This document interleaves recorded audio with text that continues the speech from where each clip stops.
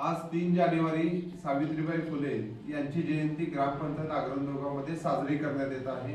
माझी वसुंधरा 5.0 अंतर्गत ग्रामपंचायत आग्रंदोगाव सावित्रीबाई फुले यांची जयंती का साजरी केली जाते हे आपल्या सर्वांना ज्ञातच आहे।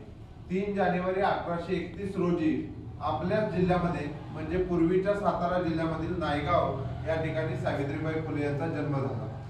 पहिल्या महिला शिक्षिका म्हणून त्यांचा गौरव केला जातो, कारण त्या काळात असणाऱ्या शोषित गरीब लोकांना न्याय मिळवून देण्यासाठी त्यांनी पहिल्यांदा म्हणजेच त्यांच्या पतींनी मुलींची शाळा चालू केली। या मुलींच्या शाळेच्या पहिल्या शिक्षिका व मुख्याध्यापिका म्हणून सावित्रीबाई फुले यांचा नाव गौरव आपण ऐकतो। या सर्वात महत्त्वाचं काय, आज ज्या महिला सबलीकरण झालेलं आहे, महिला वेगवेगळ्या ठिकाणी पोहोचलेल्या आहेत, त्याच्या पाठीमागे असणारे त्यांना प्रोत्साहन देणारे महात्मा ज्योतिबा फुले आणि सावित्रीबाई फुले यांच्यामुळेच आज महिला बाहेर पडू शकल्या, सर्व्हिस करू शकल्या।